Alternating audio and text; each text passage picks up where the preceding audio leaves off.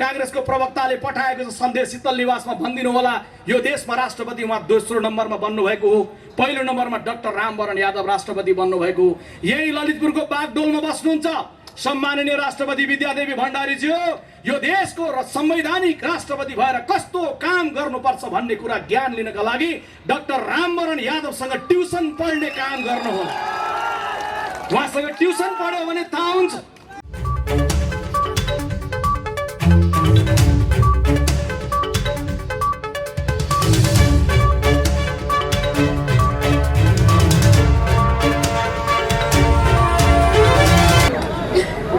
श्रद्धेय सभापति महोदय, मञ्चमा आसीन मैले सम्मान गर्नुपर्ने, आदर गर्नुपर्ने यस क्षेत्रका सबै आदरणीय नेतृत्ववर्ग, परपरबाट यो आवाज सुनिरहनुभएका सबै आदरणीय दिदीबहिनी दाजुभाइहरू, समारोहमा सहभागी साथीहरू, पत्रकार मित्रहरू, सबैलाई म हार्दिक सम्मान गर्न चाहन्छु, हार्दिक अभिवादन गर्न चाहन्छु। कोटेश्वरको यो चोकमा उभिएर जय नेपालको न्यानो अभिवादन गर्न चाहन्छु। जय नेपाल। आज देशभरि नै 165 निर्वाचन क्षेत्रमा यसरी नै प्रदर्शन भएको छ।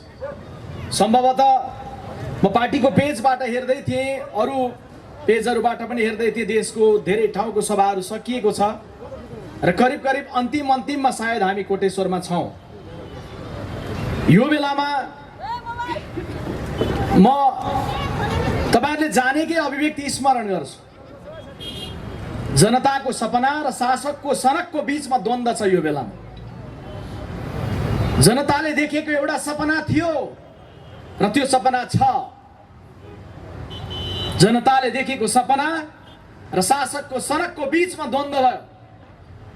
कोरोनाले मानिस यतै मरेको बेला उतै मरेको बेला, जनता कोरोनाले मरेर सेतो कात्रो बेरिरहेको बेला तपाईको मेरो देशको शासकलाई रातो झण्डा फहराउँदै भोट माग्न जाने जाँगर चल्यो।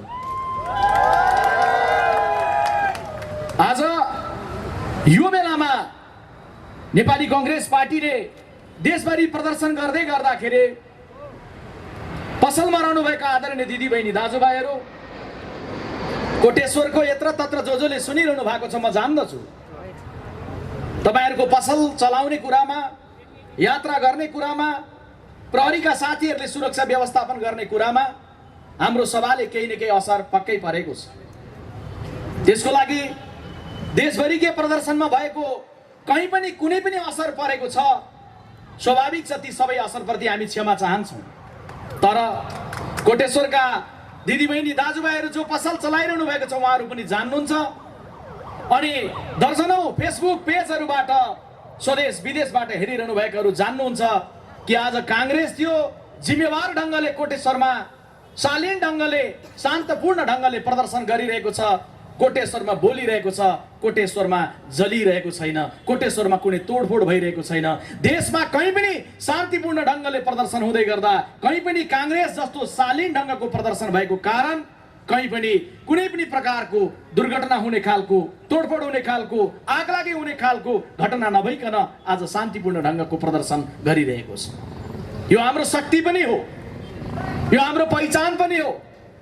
कतिबेला यसलाई कमजोर भन्नु होला, तर यो जिम्मेवार प्रतिपक्षको एउटा जिम्मेवार शैली पनि हो। हामी जान्दछौँ कोरोनाको कारण मानिस मरिरहेको बेलामा हजारौंको देशव्यापी रूपमा प्रदर्शन कसैको पनि चाहना होइन। सरकारले अपील गर्यो, कोरोना आएको छ, लकडाउनमा बसौं। दिदीबहिनी दाजुभाइहरू, यो कोटेश्वर ठप्प थियो। तपाई प्रत्येक साथी घरमा बस्नुभयो कैदी जस्तै।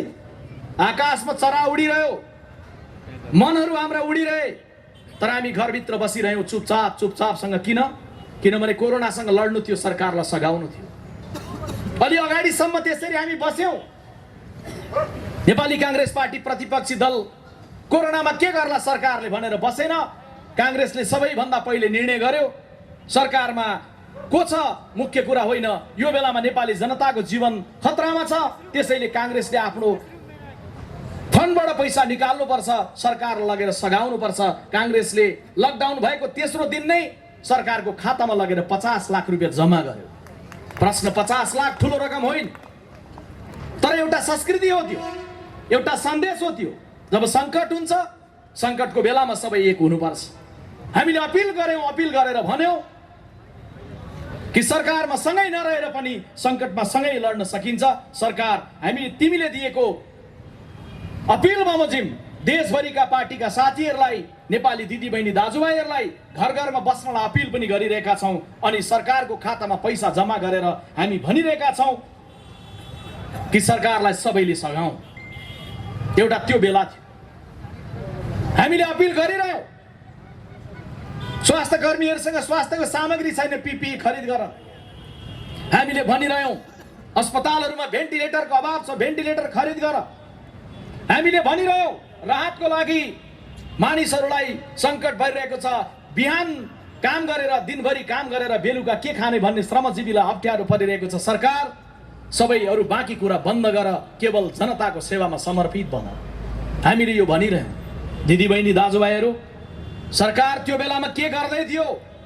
मेरो आवाज सुन्दै गरेको कुनै युवक टाढा बसेर सम्झिँदै हुनुहुन्छ भने त्यो बेला मङ्सिर 2074 सालमा घाममा लाम लागेर कम्युनिस्ट पार्टीलाई मत दिनलाई उभिएको कुनै युवक मेरो आवाज कोटेश्वरमा सुन्दै हुनुहुन्छ या स्वदेश विदेशमा लाइभ हेर्दै हुनुहुन्छ भने कृपया तपाईँको दाहिने हात छातीमा राखिदिनुहोस् अनि आफैलाई प्रश्न गरिदिनुहोस्, के तपाईँले दिएको मत जनता कोरोनामा मर्दै गर्दा बालुवाटारमा सत्ताको लडाईँ गर्नका लागि थियो?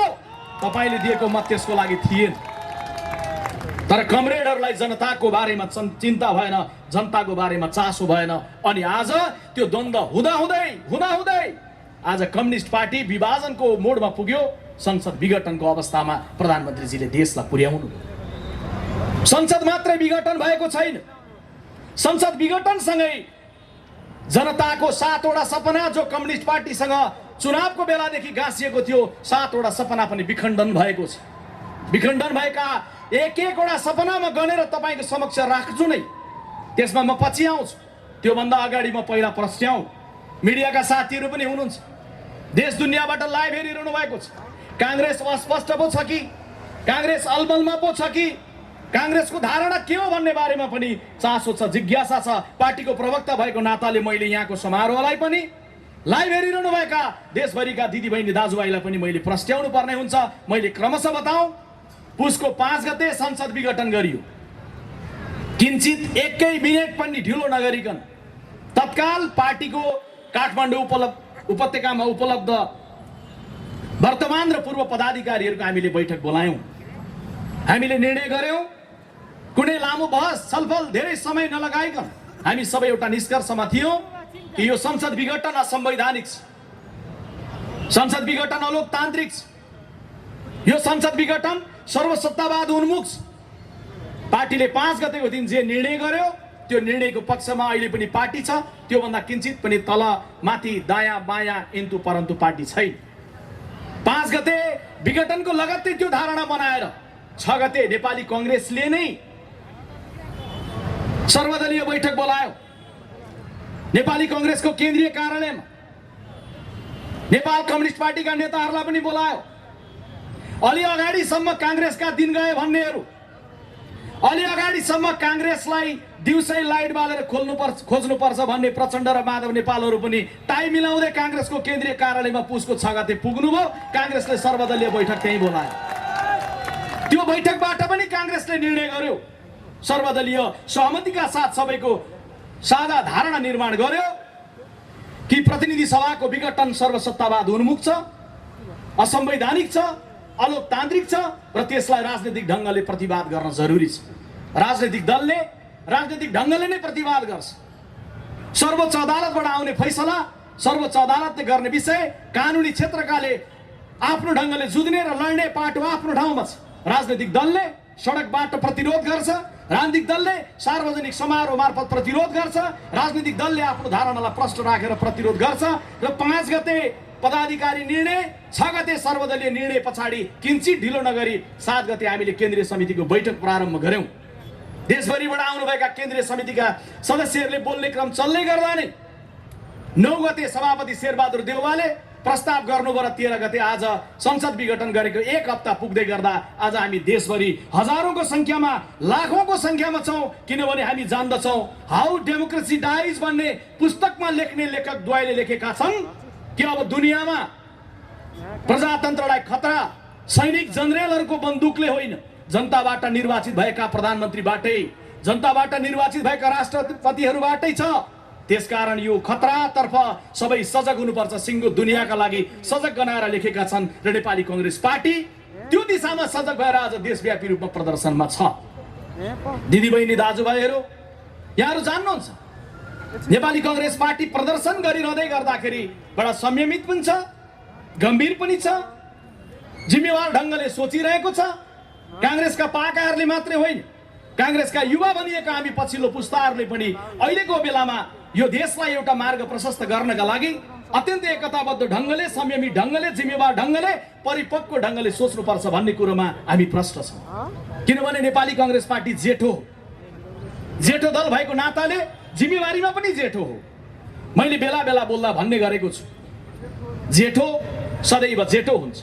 जन्मले पनि जेठो, सिद्धान्तले जेठो, जिम्मेवारीले जेठो, कर्मले जेठो, इतिहासले जेठो, आजको वर्तमानले जेठो, भविष्यको लागि जेठो। जेठो भएको नाताले अहिले मैले अपिल र आग्रह गर्नुपर्छ, जस्तै संकट मुलुकमा परोस्, नेपाली कांग्रेस पार्टीले त्यो संकटको बेलामा देशलाई ढाडस पनि दिन्छ।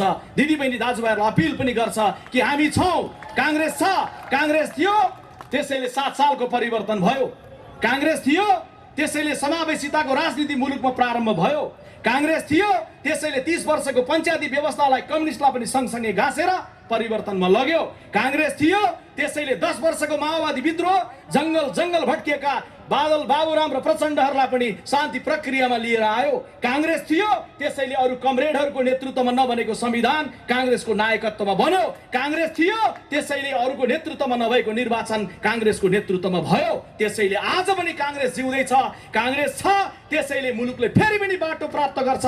यही भन्नलाई, यही अपिल गर्नका लागि आज हामी देशभरिको सभामा छौँ। किनभने मैले बेला बेला बोल्ने वाक्य म दोहोऱ्याउँछु यहाँ आज पनि, जेठो सदैव जेठो हुन्छ, सत्ताको नेतृत्व गर्दा पनि जेठो हुन्छ, प्रतिपक्षमा बस्यो भने पनि जेठो हुन्छ।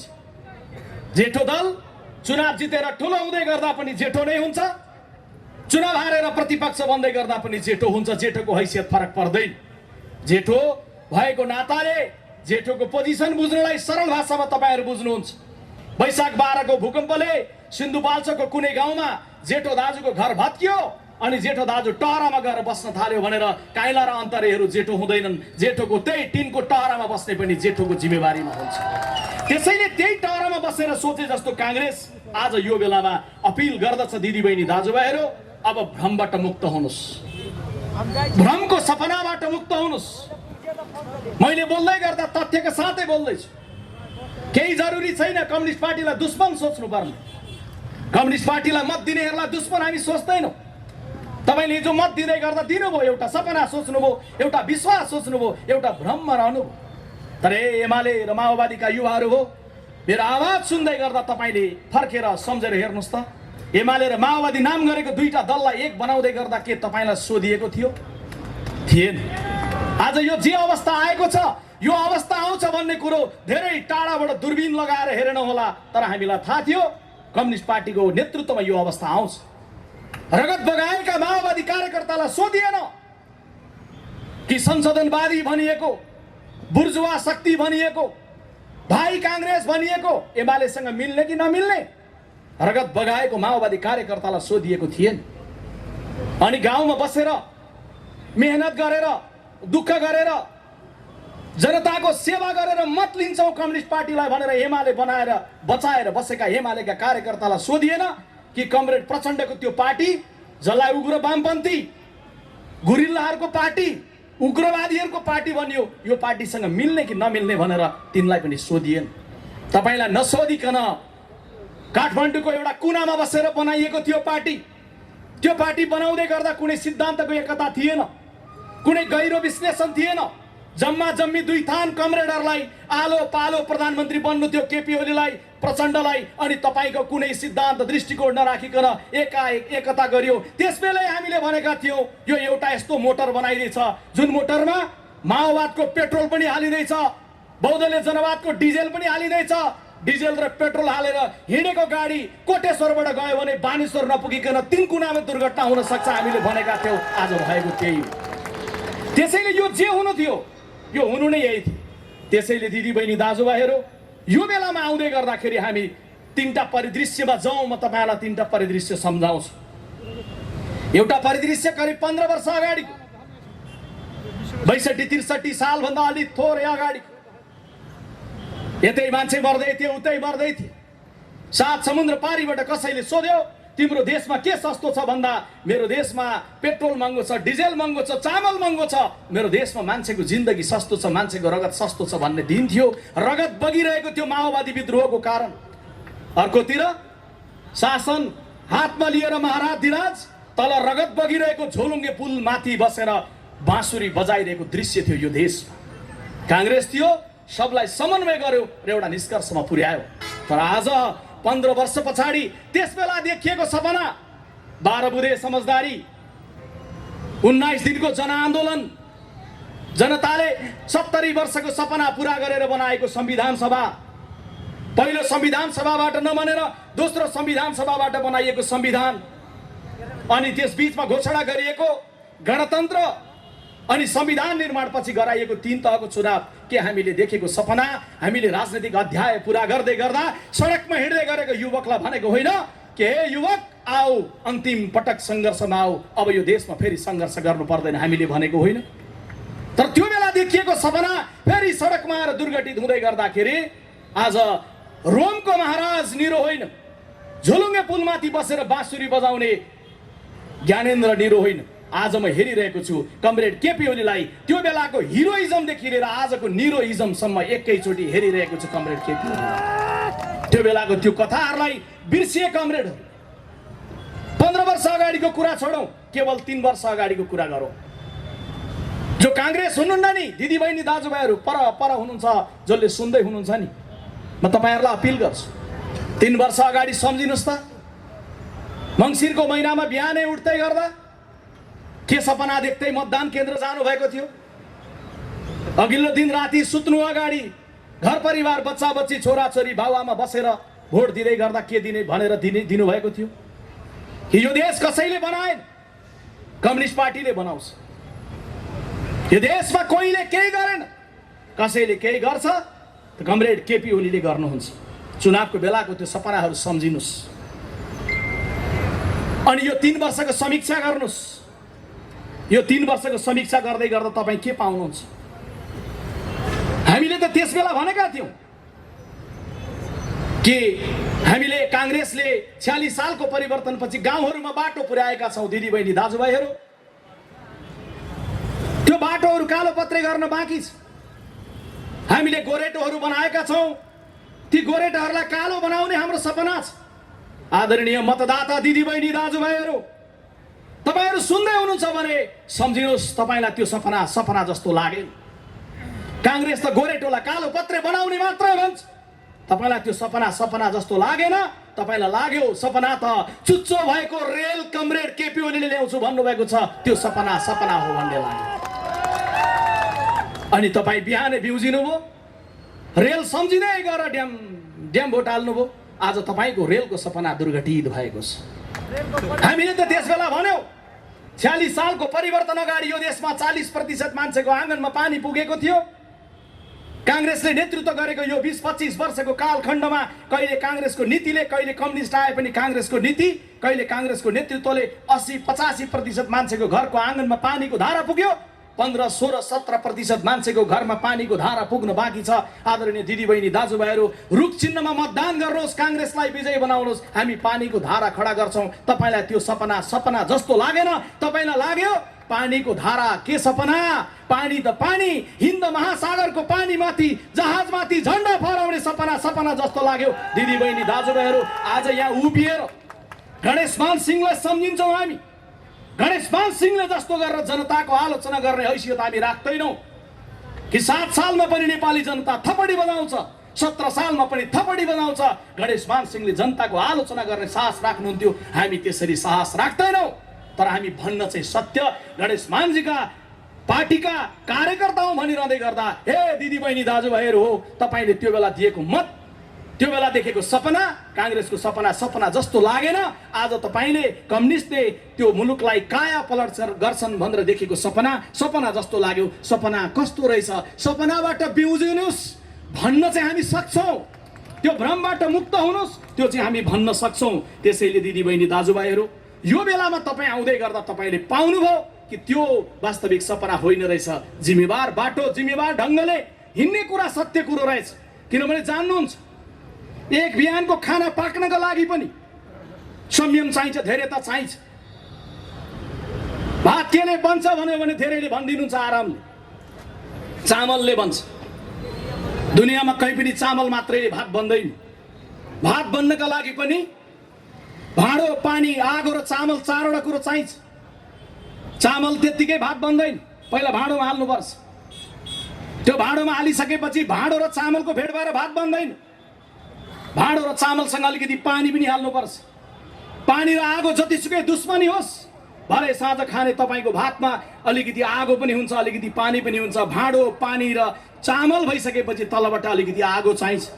अनि भाँडो, पानी, चामल र आगो भएर मात्रै भात बन्दैन है दिदीबहिनी दाजुभाइहरू। एउटा ढङ्ग भएको मान्छे, तलबाट ठिक्कको आगो लगाउने मान्छे पनि चाहिन्छ। चामल धेर भयो काँचो हुन्छ, आगो धेर भयो भात डढ्छ, पानी धेर भयो गिलो हुन्छ। हामी जम्मा यति त भनिरहेका छौँ, देश बनाउनलाई बिस्तारै बिस्तारै हुन्छ। एक बिहानको एक छाक बनाउनलाई भाँडो, पानी, आगो, चामल लिएर एक छाक बनाउनलाई त कति संयम चाहिँदो रहेछ भने देश बनाउने कुरो त समय लाग्छ। हामीले भनेका थियौँ, पत्याउनु भएन नि। आज सिंहदरबारमा हेर्नुहोस्, कहिले पानी धेर हालेका छन्, गिलो भएको छ, कहिले आगो लगाएका छन्, डढेको छ। सिंहदरबारबाट डढेको चामलको मात्रै गन्ध आइरहेको छ। केही पनि प्रगति मुलुकले लिने दिशामा गएको छैन। हामीले भन्यौँ कि यो देश नबन्नुको पछिल्लोतिर अस्थिरता कारण हो। हामी पनि दोषी थियौँ। काङ्ग्रेसको प्रवक्ता कोटेश्वरको चोकमा उभिएर काङ्ग्रेसले विगतमा शासन गर्दै गर्दा हामीले कमी कमजोरी गर्दै गरेनौँ म भन्दिनँ। हामी जिम्मेवार ढङ्गले विगतमा शासन गर्दा हामीले गरेका कमजोरीको पनि समीक्षा गरिरहेका छौँ।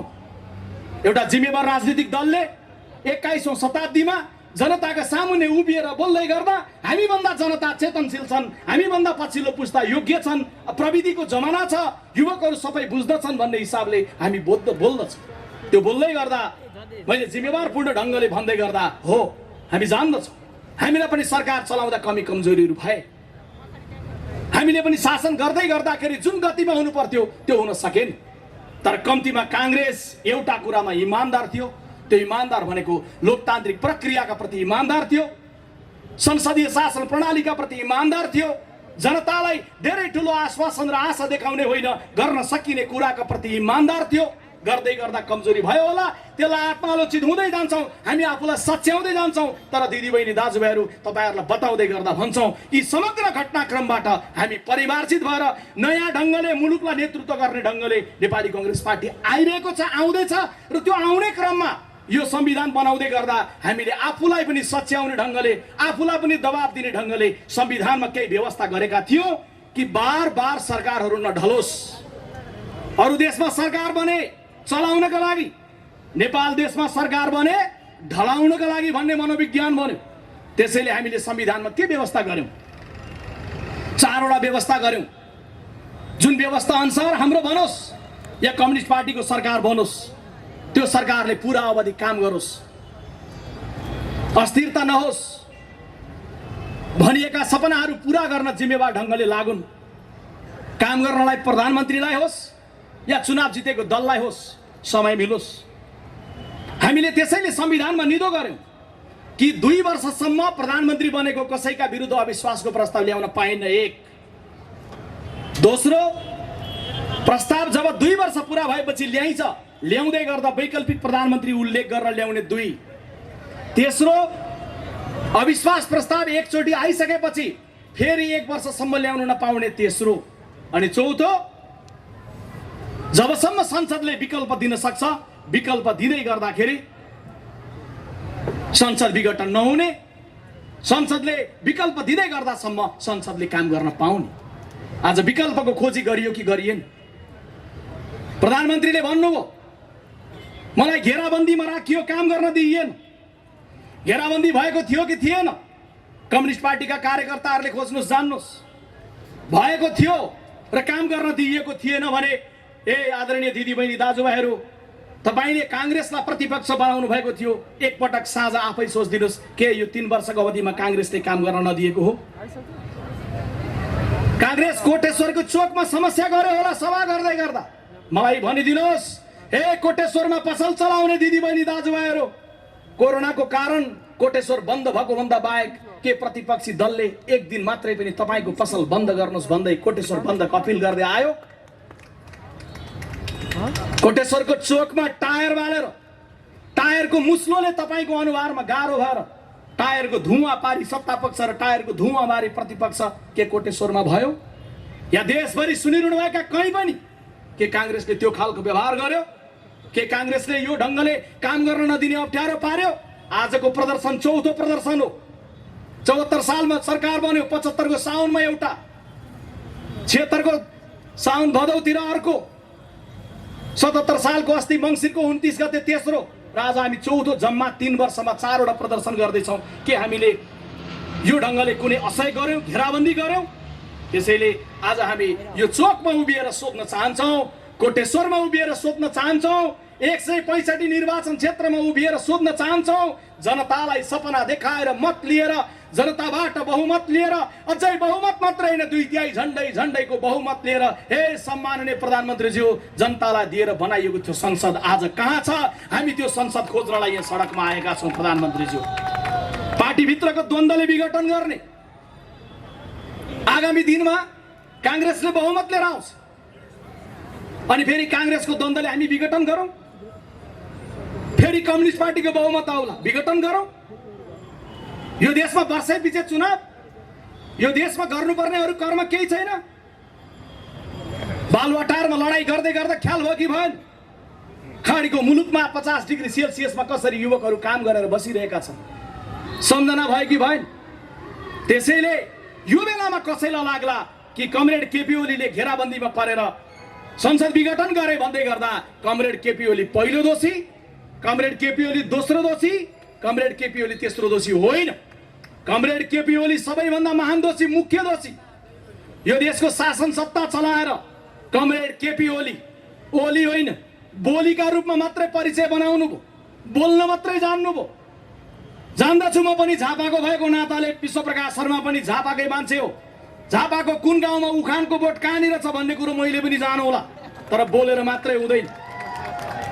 प्रधानमन्त्रीजी केवल बोलीका रूपमा प्रस्तुत हुनुभयो, तर आज यो जे दुर्घटना भएको छ, यो दुर्घटनाको पहिलो दोषी कमरेड केपी ओली हो। यसको दोस्रो दोषी कमरेड पुष्पकमल दाहाल उर्फ प्रचण्ड हो, र तेस्रो दोषी भनेको यही क्षेत्रबाट निर्वाचित भएका कमरेड माधव नेपाल हो। उहाँहरू कसैले पनि दोषबाट मुक्ति भन्ने कुरालाई नसोच्नलाई म अपिल र आग्रह गर्न चाहन्छु। छुट्याएर नहेर्नु होला, कसैलाई भ्रम नरहोस्। कांग्रेस ओलीसँग उभिनेछ, प्रचण्ड माधव नेपाललाई बाई गर्नेछ। कसैलाई भ्रम नरहोस्, कांग्रेस प्रचण्ड माधवसँग एक ढंगले सडकमा जानेछ, ओलीसँग दूरी हुनेछ। हामी न ओलीसँग नजिक छौं, न हामी प्रचण्ड माधवसँग नजिक छौं। हामी नजिक छौं त नेपाली जनतासँग नजिक छौं, कांग्रेसको झण्डासँग नजिक छौं, कांग्रेसको सिद्धान्तसँग नजिक छौं। त्यसैले हामी जान्दछौं कि अहिले यो बेलामा स्मरण गराउनु पर्छ, हे कमरेडहरू, कांग्रेसले त पहिले भनेको थियो वैशाख 17 गते 2076 सालमा निर्णय, 77 सालमा निर्णय गरेर आजभन्दा 9 महिना अगाडि हामीले निर्णय गरेर भनेका थियौं। 8-9 महिना अगाडि वैशाख 17 गते जब स्वास्थ्य सामग्रीमा सम्म भ्रष्टाचार भयो, हामीले निर्णय गरेर भन्यौं कि कमरेड केपी ओलीको सरकारले शासन गर्ने नैतिक र राजनैतिक आधार गुमाइसकेको छ। तपाईहरुलाई लाग्ला कांग्रेसले भन्यो, तर हटाएन किन? कांग्रेससँग हटाउने गणित थिएन। कांग्रेसले जिम्मेवार ढंगले यो मात्रै भन्न सक्थ्यो कि केपी ओलीसँग शासन गर्ने राजनैतिक र नैतिक आधार छैन। त्यो छैन भनिसके पछाडि विकल्प खोज्नुपर्ने कर्तव्य नेपाल कम्युनिस्ट पार्टीका नेताहरूको थियो। म सम्झिन्छु कमरेड माधव शर्मा गुनगुनाउनु भएको, मेरो देश डुब्न लाग्यो, कोही माझी बचाइदेऊ। कमरेड माधव नेपाल, तपाईले मैले बोल्दै गरेको आवाज तपाईको घरसम्म पुग्दैछ भने पुगेकै क्षणमा गुनगुनाइदिनु होला। फेरि पुगेको छैन भने मिडिया पढेर फेसबुक लाइभ हेरेर सम्झिदिनु होला। के तपाईले भन्नुभएको होइन संसदमा उभिएर बोल्दै गर्दा 1.5 वर्ष अगाडि मेरो देश डुब्न लाग्यो, कोही माझी बचाइदेऊ, अनि 1.5 वर्षसम्म डुब्न लागेको दिन गन्दै गन्दै अहिले डुबिसक्यो, तपाईको सरकारले डुबाउनतिर लाग्यो, अनि बल्ल हामी यहाँ छौं भनेर रत्तबारको सडकमा आइपुग्ने तपाई। त्यसैले दोष माधव नेपालजीले दोष लिन हुन्न भन्ने कुरो बिल्कुलै होइन। त्यसैले मैले दोषीको बारेमा भने, पहिलो दोषी कमरेड केपी ओली, दोस्रो दोषी कमरेड प्रचण्ड, तेस्रो दोषी कमरेड माधव नेपाल, अनि यसो भन्दै गर्दा चौथोमा वरियतामा राख्दा सायद गलत होला, तर पनि चौथो नम्बरमा सही सम्झिँदै गर्दा मैले सम्झिन भने अन्याय गर्यो भन्नु होला। सम्माननीय राष्ट्रपति विद्यादेवी भण्डारीले शीतल निवासमा बसेर यो देशको राष्ट्रपति कस्तो बन्नुपर्छ मिडियाका साथीहरू मार्फत म सम्माननीय राष्ट्रपतिजीलाई धेरै आलोचना नगरिकन तपाईले यो गर्नु पर्थ्यो, तपाईले त्यो गर्नु पर्थ्यो, धेरै व्याख्या नगरिकन केवल यति मात्रै आग्रह गर्न चाहन्छु, कांग्रेसको प्रवक्ताले पठाएको सन्देश शीतल निवासमा भनिदिनु होला, यो देशमा राष्ट्रपति उहाँ दोस्रो नम्बरमा बन्नु भएको हो, पहिलो नम्बरमा डाक्टर रामवरण यादव राष्ट्रपति बन्नु भएको हो, यही ललितपुरको बागडोलमा बस्नुहुन्छ सम्माननीय राष्ट्रपति विद्यादेवी भण्डारीजी हो। यो देशको संवैधानिक राष्ट्रपति भएर कस्तो काम गर्नुपर्छ भन्ने कुरा ज्ञान लिनका लागि डाक्टर रामवरण यादवसँग ट्युसन पढ्ने काम गर्नुहोला। उहाँसँग ट्युसन पढ्यो भने थाहा हुन्छ राष्ट्रपतिले प्रतिकूलतामा के गर्नुपर्छ। डाक्टर रामवरण यादवले राजनीतिक नेताहरू भेट्नु भएन, होइन भेट्नु, संविधान बनाउने बेलामा दलहरूको झगडा भएपछि भेट्नु, चिया खुवाएर भेट्नु, दही चिउरा खुवाएर भेट्नु, केवल यति भन्नु कि म त एउटा संवैधानिक राष्ट्रपति हुँ, मेरो कर्तव्य तपाईहरुलाई मिल्नुस् भन्ने छ। उहाँले एउटा समारोहमा चितवनमा उभिएर बोल्दा भन्नुभयो, म दुईटा हात जोडेर अपिल गर्छु मेरो देशका नेताहरूलाई कि देश यस्तो अवस्थामा छ, संविधान एक भएर बनाइदिनुस्। आज एउटा राष्ट्रपति, त्यो खालको राष्ट्रपति यो देशले बोक्यो, आज अर्को राष्ट्रपति हामीले बोक्यौं यो ढंगको, त्यो राष्ट्रपति देशलाई हलुङ्गो फूल जस्तै बोके जस्तै भएको थियो। आज यी राष्ट्रपति जनताको बुझाइमा यिनको शैली जुन छ भारी भारी अनुभूति भएको छ, शीतल निवास शीतल नभएर गरम गरम भएको अनुभूति भएको छ। त्यसैले सम्माननीय राष्ट्रपतिजीलाई फेरि पनि म त्यो अपिल र आग्रह गर्न चाहन्छु। दिदी बहिनी दाजुभाइहरू, पहिलो सपना समृद्धिकै भनिएको थियो, लामो व्याख्यामा नजाउँ। काठमाडौँमा बस्नेहरूले पिउनु पर्ने त बेलम्चीकै पानी हो। मलाई लागेको थियो कांग्रेसले 90% काम सकेर टुङ्ग्याएर मेलम्ची छोडेर आएको 10% मात्रै बाँकी छ। कमरेड केपी ओलीले भन्नु होला, आदरणीय दिदी बहिनी दाजुभाइहरू, कांग्रेसले गफ मात्रै गर्यो, मेलम्चीको पानी चाँडै आउँछ, काठमाडौँमा पानी टन्न खानु होला, मेरा विरोधीहरूले दिनमा 3 पटक नुहाए हुन्छ कांग्रेसीहरूले भन्नु होला भन्ने लागेको थियो। तर कमरेडहरूको सरकार बन्यो, सपना समृद्धिको थियो। मेलम्चीमा रहेको इटालियन कम्पनी सीएमसी सँग कमिसन माग्यो, सीएमसीले बाई गरेर छोडेर गयो। मेलम्ची कहिले आउँछ टुङ्गो छैन। कमरेडहरू सडकमा बसेर समृद्धिको सपना अहिले पनि बालुवाटारमा बसेर प्रधानमन्त्रीजी भनिरहनु भएको छ। केरुङबाट रेल आउने कुरो कहाँ पुग्यो? अहिले यो समारोहमा सोध्ने बेला भएको छैन। चुनावमा अझै हामीले धेरै फाइलहरू खोलेर सोध्न बाँकी नै छ। प्याट्ट गर्दाखेरि चुलामा ग्यास आउँछ, कहाँ आइपुग्यो पाइप, अहिले सोध्ने बेला भएको छैन। चुनावको बेलामा फाइलहरू खोल्न बाँकी नै छ। तर यति मात्रै चाहिँ भनिरहन्छु दिदी बहिनी दाजुभाइहरू, कमरेड केपी ओली कम्युनिस्ट नेता भए पनि मेरो पनि नेता हो। कुन अर्थमा? मेरो देशको प्रधानमन्त्री भएको अर्थमा। मेरो पार्टीको नेता होइन होला, तर मेरो देशको प्रधानमन्त्री, तपाईको देशको प्रधानमन्त्री, हामी सबैको प्रधानमन्त्री त प्रधानमन्त्री हो। हाम्रो देशको प्रधानमन्त्रीलाई के काम गर्ने अनुकूल वातावरण थिएन? सम्झेर हेर्नुहोस्, गिरिजा प्रसाद कोइरालाले कस्तो प्रतिकूलतामा गणतन्त्रको नेतृत्व गर्नु। यतातर्फ माओवादी लडाको क्यान्टोनमेन्टमा, अर्कातर्फ शाही सेना श्रीपेश लगाएर बसेका राजा दरबारमा।